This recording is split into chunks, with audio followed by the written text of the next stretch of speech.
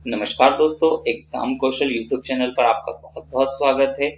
हम जो पढ़ रहे हैं वो है जनरल साइंस यानी सामान्य विज्ञान के क्लासेस, जो मैं आप लोगों को जिसकी आज 5वीं क्लास है। हम इस 5वीं क्लास में बात करेंगे अर्धसूत्री कोशिका विभाजन के बारे में। अब अर्धसूत्री कोशिका विभाजन विभाजन क्या होता है, इसे हमें समझना होगा। जैसा कि आप लोगों को यहाँ डायग्राम में दिख रहा होगा कि ये कोशिका विभाजन जो होता है वो जनन कोशिकाओं में होता है। मतलब यहाँ पर ये जो दिख रहा है ये शुक्राणु है और ये है अंडाणु, और ये जो डायग्राम है यहाँ पर इसमें की किस तरीके से प्रोसेस होती है इसके बारे में हम देखेंगे। जबकि मैं आप लोगों के लिए समसूत्री कोशिका विभाजन पहले ही एक लेक्चर इसके लिए बना चुका हूँ, आप प्लेलिस्ट में जाकर उस लेक्चर को देख सकते हैं। चलिए तो बिना कोई समय गवाए हम आरंभ करते हैं। अब अर्धसूत्री कोशिका विभाजन होता क्या है, जिसे अंग्रेजी में मियोसिस कहा जाता है। ठीक है, तो चलिए देखते हैं इसके बारे में। तो यह विभाजन जनन कोशिकाओं में पाया जाता है। तो मोस्टली इंपॉर्टेंट आप लोगों को क्या याद रखना है कि अर्धसूत्री कोशिका विभाजन जो होता है वो जनन कोशिकाओं में पाया जाता है। इस कोशिका विभाजन की खोज किसने करी थी? फॉर्मर एवं मूरे नामक साइंटिस्ट ने करी थी। कब करी थी? तो ये 1905 में की थी। अब इस कोशिका विभाजन में ये अब बहुत ही महत्वपूर्ण एक तथ्य है आप लोगों के साथ में कि इस कोशिका विभाजन में मात्र कोशिका का मतलब क्या होता है? जिन कोशिकाओं का विभाजन होता है, जिस कोशिकाओं से विभाजन आरंभ होता है, उन्हें हम मात्र कोशिकाएं कहते हैं, यानी मदर सेल्स कहा जाता है। ठीक है, अब मात्र कोशिकाओं से कितनी कोशिकाओं का निर्माण होता है? तो फाइनली एक कोशिकाओं से 4 कोशिकाओं का क्या होता है यहाँ पर निर्माण होता है, जिसमें गुणसूत्रों की संख्या कितनी हो जाती है? आधी आधी रह जाती है। इसका मतलब ध्यान से समझते जाइएगा कि यहाँ पर टोटल हमारे शरीर के अंदर 23 जोड़े गुणसूत्र होते हैं। 23 जोड़े, या अगर मैं बात कर लेता हूँ टोटल नंबर ऑफ क्रोमोसोम्स की, तो 46 क्रोमोसोम्स होते हैं। तो यहाँ पर ये जो 4 कोशिकाएं आप लोगों को दिख रही होंगी, ये 4 कोशिकाएं, इनमें जो क्रोमोसोम्स होते हैं वो 23 यानी आधे आधे रह जाते हैं। पेयर्स में नहीं, नंबर्स की बात कर रहा हूं मैं, यहाँ पर आधे आधे रह जाते हैं। इसलिए इस विभाजन को न्यूनकारी विभाजन भी कहते हैं, जो 2 अवस्थाओं में संपूर्ण होता है। अब देखिए, ये जो विभाजन है ये 2 साइकिल्स में कंप्लीट होता है, जिसे हमने रखा है फर्स्ट नाम का meiosis first and meiosis second. चलिए आगे देख लेते हैं थोड़ी सी चीजें। अब यहाँ पर ये जो है अर्धसूत्री कोशिका विभाजन का कोशिका चक्र यहाँ पर दिखाई दे रहा है। अब देखिए, यहाँ पर क्या होता है कि ये वाला जो इतना हिस्सा आप लोगों को दिख पा रहा होगा, ये इतना वाला हिस्सा, तो ये पूरी ये ऊपर वाला हिस्सा, इसी के अंदर क्या होता है? अर्धसूत्री विभाजन यानी मियोसिस होता है। जबकि अगर यहाँ से इन 3 साइकिल्स की बात कर लेते हैं, या फिर यहाँ पर इतने हिस्से की बात कर लेते हैं, तो इसे ही संयुक्त रूप से इंटरफेस कहा जाता है। ठीक है, इसे ही संयुक्त रूप से इंटरफेस, या इसे और हिंदी में कहें तो इसे ही अंतरावस्था कहा जाता है। अब ध्यान से समझने वाली बात क्या है कि अंतरावस्था वाली जो स्टेप्स है वो तो बिल्कुल वैसी की वैसी होगी जैसे कि मियोसिस में माइटोसिस में यानी समसूत्री कोशिका विभाजन में देखने को मिलता है। अब इंटरफेस को हम 3 स्टेप में बांट सकते हैं, G1 फेज, S फेज, और ये वाला जो हिस्सा है इसे G2 फेज कहा जाता है। जीवन फेज का शाब्दिक अर्थ होता है गेप फर्स्ट। इसके अंदर क्या होता है? तो इसके अंदर एक्चुअली सेल का डेवलपमेंट होता है, यानी कोशिका इसके अंदर क्या होती है? विकसित होती है। ठीक है, जबकि सिंथेसिस फेज क्या होता है? तो सिंथेसिस फेज में क्या होता है कि कोशिका के निर्माण के लिए, या कोशिका के, हम बोल सकते हैं कि कोशिका के विभाजन के लिए यहाँ पर क्या होता है कि डीएनए बनता है। ठीक है, अब यहाँ पर G2 फेज में क्या होता है? तो G2 फेज में यहाँ पर डीएनए का रेप्लिकेशन है, डीएनए 2 बार तो बनता ही बनता है। डीएनए अपने ही आपकी प्रतिलिपि बनाता है। ठीक है, अब लास्ट जो G2 फेज है, G2 फेज के बाद ही कोशिका विभाजन आरंभ होना है। इसका मतलब इसके अंदर क्या होता है कि कोशिका विभाजन के लिए आवश्यक जो एंजाइम्स चाहिए, वो सारे के सारे एंजाइम्स यहाँ पर क्या होते हैं? बनना शुरू होते हैं या बन जाते हैं। अब उसके बाद हम आगे इस फेज को, तो यहीं पर इसे हम मियोसिस फेज कह सकते हैं। अब मियोसिस फेज को हम पढ़ने के लिए कितने इस तरीके से स्टडी कर सकते हैं? तो इसे 2 रूपों में बांटा गया है, meiosis first and meiosis second.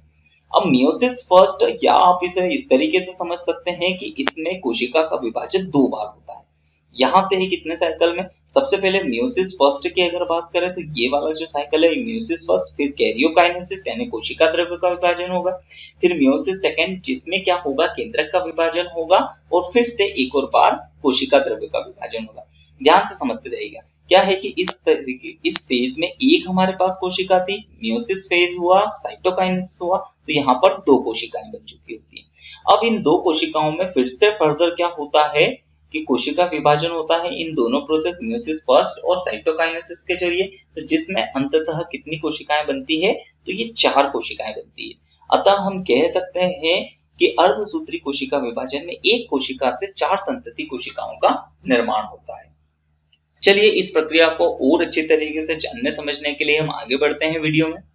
अब अंतरावस्था इंटरफेस ये बिल्कुल उसी तरीके से है जैसे कि मैंने आप लोगों को समसूत्री विभाजन में बताया था। वही जीवन फेज, इस अवस्था में डीएनए का संश्लेषण होता है, आवश्यक प्रोटीन एवं आरएनए का संश्लेषण होता है। एस फेज, इस अवस्था में डीएनए तथा हिस्टोन प्रोटीन का निर्माण होता है तथा गुणसूत्रों का प्रकृतिकरण के फलस्वरूप डीएनए की मात्रा दोगुनी हो जाती है। G2 प्रवस्था, इस प्रवस्था में कोशिका विभाजन की तैयारी है और यह कोशिका विभाजन का सबसे बड़ा फेज भी होता है, ये बात आप लोगों को याद रखना है। चलिए अब मेन चीज आप लोगों के लिए, क्योंकि ये वाली चीजें तो मैं आप लोगों को समसूत्री विभाजन में भी पढ़ा चुका था, अब हम बात करते हैं प्रथम पूर्वावस्था, यानी हम लोग जो ये पढ़ रहे हैं वो किसके अंदर पढ़ रहे हैं, तो ये हम पढ़ रहे हैं मियोसिस फर्स्ट में। ओके, अब ये मियोसिस फर्स्ट के अंदर फिर से इसे 4 ही उन्हीं हिस्सों में बांटा गया है। प्रोफेज, ठीक है, प्रोफेज, दूसरा है मेटाफेज, फिर उसके बाद है एनाफेज और लास्टली होगा टेलोफेज। ठीक है, अब इसका मतलब क्या है, इसका मतलब ये है कि मियोसिस फर्स्ट को हमको फिर से स्टडी करना है तो उन्हीं 4 स्टेप में प्रोफेज, मेटाफेज, एनाफेज और टेलोफेज। अब इसे और सुविधा पूर्वक के लिए हम आगे 1-1 लगाते जाएंगे, यानी हम पहली स्टेप जो पढ़ रहे हैं वो पढ़ रहे हैं प्रोफेज फर्स्ट। चलिए इस प्रोफेज फर्स्ट में क्या होता है, तो यह अर्धसूत्री विभाजन की सबसे लंबी महत्वपूर्ण अवस्था है, जिसे सुविधा पूर्वक अध्ययन के लिए पुनः 4 चरणों में बांटा गया है। तो देखिए यहाँ पर आप लोगों को इनके 4 लोगों के सिर्फ नाम पता होना चाहिए। तंतु सूत्र जिसे लेप्टोटीन कहा जाता है, युग्म सूत्र जाइगोटीन कहा जाता है, स्थूल पटल यानी पेस्चिटिन कहा जाता है, दिपथ यानी डिप्लोटन कहा जाता है, पारिगतिक क्रम या डाइकोनेसिस कहा जाता है। चलिए इसको एक और अच्छी तरीके से मैं आप लोगों को लिए डायग्राम वाइज इसे समझाने की कोशिश करता हूँ। चलिए किस तरीके से इसे हम समझ सकते हैं, चीजों को यहाँ पर अच्छी तरीके से समझना है, ध्यान से देखते जाइएगा। अब क्या है कि यहाँ पर इन सारे स्टेप्स को अगर हम समझे डायग्राम वाइज, देखिए सबसे पहले अगर मैं आप लोगों के लिए बात करता हूँ तो यहाँ पर है हमारे पास एक कोशिका और उस कोशिका के अंदर न्यूक्लियस, न्यूक्लियस के अंदर यहाँ पर क्या पड़ा है, जाल जैसे कुछ स्ट्रक्चर्स पड़े हुए थे। और यहाँ पर ये जो होता है, ये वाला हिस्सा मैं आप लोगों को बता चुका हूँ जिसे कहा जाता है तारक केंद्र या सेंट्रियोल कहा जाता है। अब देखिए यहाँ से क्या होता है कि जैसे ही प्रोफेज फर्स्ट स्टार्ट होता है तो इसके अंदर इसका रेप्लिकेशन होता है और जिसके फलस्वरूप गुणसूत्र बनते हैं। अब ये गुणसूत्र क्या होते हैं, तो देखिए यहाँ पर ये जो क्रोमोसोम्स बने हैं ये क्रोमोसोम्स, और याद रखिएगा एक क्रोमोसोम्स ये डीएनए की एक प्रतिलिपि है और दूसरा ये डीएनए की दूसरी, यानी 2 सिस्टर क्रोमेटिन इसको कहा जाता है या सिस्टर क्रोमोसोम्स कहा जाता है। इसका मतलब ये बिल्कुल वही गुण निर्धारित करता है जो ये वाला निर्धारित करता है, बिल्कुल एक जैसे ही दोनों के अंदर गुण होते हैं। ठीक है, अब बीच में ये एक प्रोटीन के जरिए जुड़ा रहता है जिसे सेंट्रियोल कहा जाता है। अब बस बिल्कुल उसी तरीके से प्रोसेस होती है जैसे मियोसिस माइटोसिस में आप लोगों को बताया था।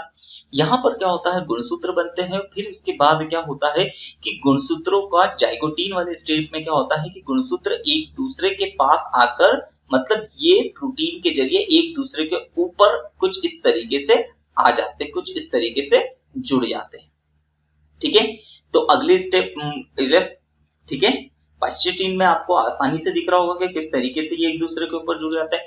फिर डिप्लोटीन, यही सबसे महत्वपूर्ण प्रक्रिया है प्रोफेज फर्स्ट की। इसके अंदर क्या होता है, तो इसके अंदर आप लोगों को यहाँ पर दिख रहा होगा कि ये जब एक, देखें चीजों को अच्छी तरीके से समझिएगा कि ये एक क्रोमोसोम है ठीक है, और यहीं पर इसके ऊपर ही क्या होता है, एक दूसरा क्रोमोसोम्स होता है। मैं थोड़ा सा कलर चेंज करता हूं ताकि चीजें आप लोगों को काफी अच्छी तरीके से क्लियर हो। अब देखिए ये दूसरा क्रोमोसोम्स है। अब ये जब एक दूसरे से यहाँ पर एक दूसरे से तो जुड़ जाते हैं।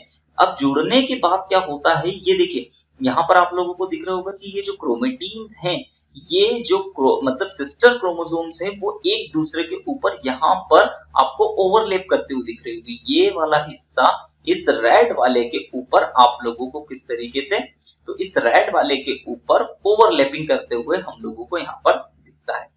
और बस यही वो प्रक्रिया है जिसमें क्या होता है कि कुछ गुणसूत्रों का कुछ एक हिस्सा इधर से इधर ट्रांसफर हो जाता है। अब देखिए यहाँ पर ये डाइकाइनेसिस में हम लोग देख पा रहे हैं कि यहाँ पर क्या हो रहा है कि एक दूसरे में ओवरलैपिंग के फलस्वरूप जो सिस्टर क्रोमोसोम्स थे, वो सिस्टर क्रोमोसोम्स अपने, हम बोल सकते हैं कि अपने जो अनुवांशिक गुण होते हैं उनको गुणों को एक दूसरे के ऊपर एक्सचेंज कर देते हैं। ठीक है, इसी वजह से क्या होता है कि जब जो महिला से जो बच्चे जन्म लेता है, वो उसकी जो संरचना होती है, उसके गुण होते हैं, वो माता पिता से थोड़े से भिन्न पाए जाते हैं।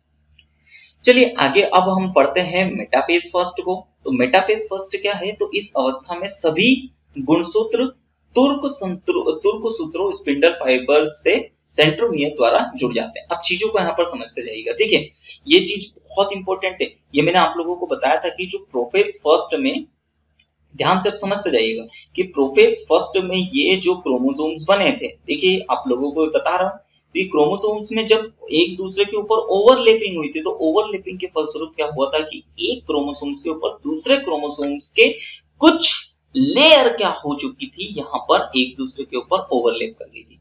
इस वजह से आप लोग अब देख पा रहे हो कि ये वाला जो क्रोमोसोम्स है, अब ये इस वाले से अलग दिख रहा है। ठीक है, जब शुरुआत में बने थे तो ये दोनों एक दूसरे के बिल्कुल एक जैसे होते थे, लेकिन अब जैसे यहाँ पर बना है तो दोनों एक दूसरे से अलग है। क्यों? क्योंकि यहाँ पर क्या है कि गुणसूत्रों का कुछ एक्सचेंज हो चुका है, कुछ हम बोल सकते हैं कि कुछ आनुवंशिक पदार्थों का कुछ एक्सचेंज हो चुका है, जिसकी वजह से क्या होता है कि यहीं पर आनुवंशिक लक्षण दोनों के अंदर भिन्न भिन्न हो जाते हैं। इसी तरीके से सारे क्रोमोसोम्स। ठीक है, अब देखिए यहाँ पर क्या है कि इस अवस्था में सभी गुणसूत्र, जितने भी जो गुणसूत्र होते हैं, वो तुर्क सूत्र। अब तुर्क सूत्र क्या होता है, तो ये वाले जो आप लोगों को दोनों तरफ के जो हिस्से दिख रहे होंगे, इसे तारक केंद्र या इसे ही क्या कहा जाता है, तो इसे ही सेंट्रोमियर कहा जाता है। तो ये क्या हिस्से हैं, तो ये है सेंट्रोमियर। अब इस सेंट्रोमियर के जरिए क्या होते हैं, कुछ फाइबर्स निकलते हैं, इन्हीं फाइबर्स को तुर्क सूत्र या स्पिंडल फाइबर कहा जाता है। अब ये सेंट्रोमियर वाली चीज क्या है, तो क्या होता है कि दो क्रोमोसोम्स, ध्यान से समझते रहिएगा कि ये क्रोमोसोम्स का जो एक क्रोमोसोम्स जो अपने जो वो मतलब हम बोल सकते हैं कि ये, फिर से समझिएगा कि एक क्रोमोसोम्स ये है, दूसरा क्रोमोसोम्स ये है, और ये आपस में एक दूसरे से बीच वाले जिस हिस्से से जुड़े हुए रहते हैं, इस बीच वाले हिस्से को ही क्या कहा जाता है, सेंट्रोमियर। ठीक है, इसका मतलब क्या होता है कि सेंट्रियोल से स्पिंडल फाइबर्स निकलते हैं और इनके सेंट्रियोल्स से आकर कनेक्ट हो जाते हैं। ठीक है, और यह विभाजन की अब द्वितीय अवस्था है। इस अवस्था में गुणसूत्र सबसे स्पष्ट रूप से दिखाई देते हैं। सेंट्रियोल से तुर्क तंतु का निर्माण होता है जो गुणसूत्र से आकर चिपक जाते हैं। ये सारी चीजें मैं आप लोगों को डिस्कस करवा चुका हूँ। चलिए अब एनाफेज फर्स्ट को देखते हैं। तो एनाफेज फर्स्ट में अब देखते हैं, तो यह सबसे छोटी अवस्था होती है। इस अवस्था में गुणसूत्र अर्ध गुणसूत्र में बदलकर विपरीत रूपों पर जाने लगते हैं। इसका मतलब अब बड़ी आसानी से ये चीजें आप लोगों को समझ में आ रही होगी कि स्पिंडल फाइबर्स यहाँ पर सिकुड़ना शुरू हो जाते हैं, जिसकी वजह से चीजों को समझिएगा कि एक क्रोमोसोम्स ये है, दूसरा क्रोमोसोम्स ये है। अब स्पिंडल फाइबर तो ये आधे इस हिस्से को ऊपर ले जाएगा, आधे इस हिस्से को अलग। इस तरीके से यहाँ पर क्या होता है कि गुणसूत्रों का विभाजन हो जाता है। ठीक है, अब यहाँ पर क्या होता है कि कुछ गुणसूत्र ऊपर चलेगा और कुछ गुणसूत्र नीचे चलेगा। आप लोगों को देखिए यहाँ पर बिल्कुल चल तो समसूत्री जैसा ही रहा है, लेकिन मेन चीज क्या है कि दोनों क्रोमोसोम्स यहाँ पर स्ट्रक्चर के रूप से या आनुवंशिक रूप से अलग अलग देखने को मिलते हैं। अब आगे हम बढ़ते हैं, तो आगे है प्रथम टीलोफेज। तो इस टीलोफेज वाली प्रक्रिया में क्या होता है, तो इस टीलोफेज वाली प्रक्रिया में ये क्रोमोसोम्स तो यहाँ पर इस पहले वाले प्रक्रिया में ही क्या हो गए थे, अलग अलग हो गए थे। अब अलग अलग होने के बाद क्या होता है, ये पूरी तरीके से अलग अलग हो जाते हैं और इनके ऊपर वापस से इस केंद्रक झिल्ली का निर्माण होने लगता है और जिसकी वजह से केंद्रक फिर से हमें स्पष्ट रूप से दिखाई देता है। ठीक है, तो ये है प्रथम टेलोफेज। अब इस अवस्था में संतति गुणसूत्र ध्रुव पर पहुंच जाते हैं और यहाँ पर पुनः गुणसूत्र खुलकर क्रोमेटिन संरचना बना लेते हैं, केंद्रिका कला बना लेते हैं और इसके पश्चात दो नए केंद्रकों का निर्माण होता है, जैसा कि आप लोगों को दिख रहा होगा। और अगर आप लोगों ने समसूत्री विभाजन का वीडियो देख चुके होंगे तो ये सारी चीजें आप लोगों को काफी आसानी से क्लियर हो रही होगी। चलिए इसके कुछ प्रथम बिंदु पर हम नजर डाल लेते हैं कि यह प्रथम अर्धसूत्री विभाजन की अंतिम अवस्था है। ध्यान से देखिएगा, मियोसिस फर्स्ट की यह फाइनल स्टेप है। इस अवस्था में गुणसूत्र विपरीत ध्रुवों पर पहुंच जाते हैं, देख सकते हैं हम विपरीत ध्रुवों पर पूरी तरीके से पहुंच जाते हैं। केंद्रक एवं केंद्रक भित्ति का निर्माण पुनः होने लगता है, केंद्रक बनने लगता है और केंद्रक भित्ति का निर्माण यानी केंद्रक के ऊपर की जो झिल्ली होती है वो बनने लगती है। ठीक है, फिर अर्ध गुणसूत्र क्रोमेटिन धागे में बदलने लग जाते हैं। इसका मतलब क्या है कि यहाँ पर एक और हम चीजें देख सकते हैं कि इनका जो न्यूक्लियस के अंदर ये जो क्रोमोसोम्स होते हैं वापस से इस तरीके से क्रोमेटिन नेटवर्क बना लेते हैं, इस जाल जैसी एक संरचना बना लेते हैं। कोशिका द्रव्य विभाजित हो जाता है। अब ये फाइनल स्टेप, यह हालांकि कैरियोकाइनेसिस है यानी जीव द्रव्य का विभाजन होता है। तो इसके अंदर जो जीव द्रव्य का विभाजन होता है और फाइनली दो कोशिकाएं हमें दिखाई देने लग जाती है। तो इस प्रकार विभाजन की इस अवस्था में एक कोशिका से दो अगुणित, अब ये बात आप लोगों को याद रखना है, अगुणित मतलब हैप्लॉइड कोशिकाएं कहते हैं इसे। अब हैप्लॉइड कोशिकाएं इसलिए कहते हैं क्योंकि यहाँ पर स्टार्टिंग जो हुई थी वो क्रोमोसोम्स कितने थे, 23 जोड़े थे, लेकिन यहाँ पर या टोटल नंबर्स की बात करें तो 46 जोड़े थे। अब 46 जोड़े के बाद 23 गुणसूत्र यहाँ पहुंच चुके हैं और 23 गुणसूत्र यहाँ पहुंच चुके हैं, इसलिए हमने इस कोशिकाओं को हैप्लॉइड या अगुणित संतति कोशिकाएं कहते हैं। ठीक है, तो देख सकते हैं हम कि मियोसिस फर्स्ट में क्या होता है कि दो अर्धसूत्रों से भरी हुई दो कोशिकाओं का निर्माण हो जाता है। अब मियोसिस सेकेंड, तो देखिए मियोसिस सेकेंड को अब मैं आप लोगों को बहुत ज्यादा वापस से वो सारे स्टेप्स नहीं बताना चाहता हूं क्योंकि इसके अंदर प्रोफेज, मेटाफेज, एनाफेज, टेलोफेज तीनों ही प्रक्रियाएं वापस से होती है, बिल्कुल सेम प्रक्रिया होती है। किसके जैसे, तो सेम प्रक्रिया इसके अंदर किसमें देखने को मिलती है हमको, तो माइटोसिस के जरिए जैसी ही देखने को मिलती है। चलिए अब समझते हैं थोड़ा सा क्या होता है कि दो कोशिकाएं, देखिए एक कोशिका से दो कोशिकाएं तो बन चुकी है और ये प्रोसेस तो ये हो चुकी है मियोसिस फर्स्ट में। अब यहाँ पर सिर्फ मेन बात आप लोगों को क्या ध्यान में देनी है, यहाँ पर जो क्रोमोसोम्स हैं वो 23 हैं और 23 क्रोमोसोम्स यहाँ बचे हुए हैं। अब क्या होता है, तो इनके अंदर वही प्रोफेज, मेटाफेज, एनाफेज, टेलोफेज जैसी प्रक्रिया होती है और बिल्कुल इनसे ही क्या होता है, दो कोशिकाओं का निर्माण फिर से होता है इनसे। अब ये दो कोशिकाओं का निर्माण होता है तो ध्यान से देखिएगा, तो ये बिल्कुल माइटोसिस जैसी प्रोसेस है यानी समसूत्री विभाजन जैसा है। इसका मतलब जब 23 गुणसूत्र यहाँ थे तो इनकी इस कोशिकाओं में भी 23 गुणसूत्र ही पहुंचते हैं।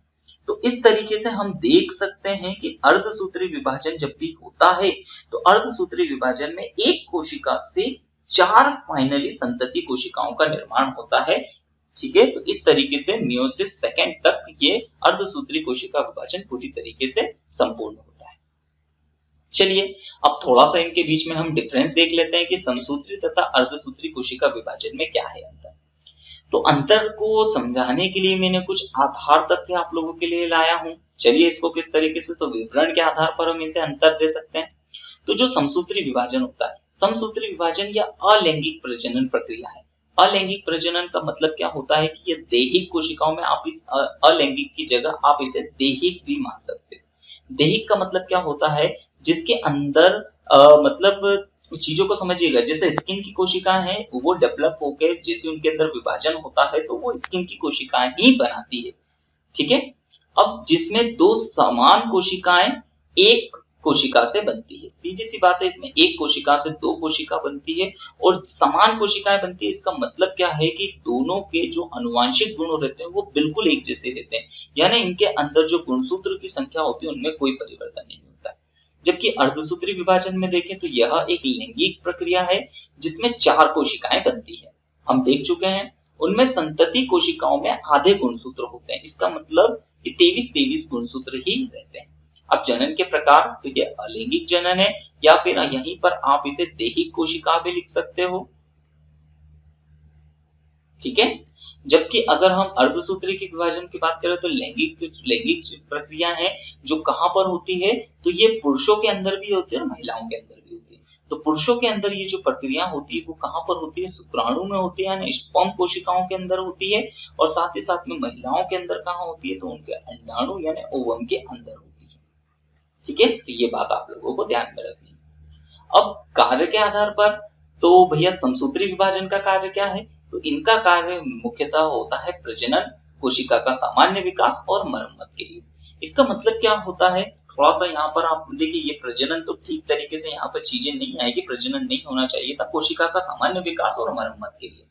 इसका मतलब क्या है कि जैसे कि आप लोगों को क्या होता है कि आप लोगों ने अक्सर देखा होगा कि आपकी स्किन के ऊपर जब कोई कट लग जाता है, इसका मतलब क्या है कि वहां की कोशिकाएं खराब हो चुकी हैं। ठीक है, तो जिनकी वजह से उसके आसपास की जो कोशिकाएं होती है, उन आसपास की कोशिकाओं में कोशिका विभाजन होता है, जिसके फलस्वरूप वापस से स्किन अपनी जगह पे पुनः विकसित हो जाती है। तो सामान्य विकास और मरम्मत के लिए क्या होता है, समसूत्री विभाजन होता है। सामान्य विकास का मतलब जो एक छोटा बच्चा होता है, वो बच्चा जब बड़ा होता है तो विकसित होता है, तब वहां पर इसी प्रकार का कोशिका विभाजन देखने को मिलता है। जबकि अर्धसूत्री विभाजन जो होता है वो सिर्फ प्रजनन की प्रक्रिया के अंदर ही होता है। मतलब क्या होता है कि जब प्रजनन प्रक्रिया, इसका मतलब क्या होता है कि जब पुरुषों के शुक्राणु विकसित होते हैं तो शुक्राणु के विकसित होने की प्रक्रिया में अर्धसूत्री विभाजन होता है, और महिलाओं में अंडाणु विकसित होने के समय पर यह प्रक्रिया होती है। अब इसके प्रकार, मतलब ये हम देख लेते हैं कि भैया कहाँ कहाँ पाई जाती है। तो जितने भी हम जीवित जीव जंतु देखते हैं सभी में समसूत्री विभाजन हमको देखने को मिलता है। जबकि अर्धसूत्री विभाजन क्या होता है, जो लैंगिक जनन करते हैं उन्हीं के अंदर देखने को मिलता है, जैसे मनुष्य, जानवर, पौधे और कुछ कवकों में भी। अब कोशिकाओं के प्रकार देखिए, मैं बार बार दैहिक कोशिका कह रहा था, बिल्कुल आ गया दैहिक कोशिका, जिसे सेमेटिक कोशिकाएं भी कहा जाता है। ठीक है, जिससे शरीर हमारा बना हुआ होता है, जैसे स्किन, हड्डियां, फेफड़े, लंग्स, ये सभी कुछ इन्हीं प्रकार की कोशिकाओं से मिलकर बने होते हैं। जबकि अर्धसूत्री विभाजन युग्मक जैसे अंडाणु और शुक्राणु जिनमें प्रजनन होता है वहां पर होता है। अब विभाजन की संख्या के आधार पर, तो इसमें एक बार विभाजन होता है और 2 संतति कोशिकाओं का निर्माण होता है, जबकि इसमें 2 बार विभाजन होता है और 4 संतति कोशिकाओं का निर्माण होता है। गुणसूत्रों की संख्या के आधार पर अगर डिफरेंस देखें तो मदर कोशिका यानी संतति कोशिका के जितने ही इसमें गुणसूत्र होते हैं, जबकि अर्धसूत्री कोशिका विभाजन में संतति कोशिकाओं मतलब मात्र कोशिकाओं की अपेक्षा संतति कोशिकाओं में जो गुणसूत्रों की संख्या होती है वो आधी रह जाती है। ठीक है, तो मुझे उम्मीद है कि आप लोगों को काफी अच्छी तरीके से अर्धसूत्री कोशिका विभाजन समझ में आया होगा। अगर आप लोगों को वीडियो अच्छा लगता है, मेरे द्वारा पढ़ाई गई चीजें आप लोगों को समझ में आती है, तो प्लीज आप वीडियो को लाइक कीजिए, हमारे चैनल को सब्सक्राइब कीजिए, साथ ही साथ में बेल आइकॉन को जरूर प्रेस कीजिए, ताकि हमारे द्वारा जो भी वीडियोस डाला जाए उसकी नोटिफिकेशन आपको सबसे पहले मिल सके। चलिए, तो अभी हम क्लास को यहीं समाप्त करते हैं, मिलते हैं अगले टॉपिक के साथ। तब तक के लिए धन्यवाद।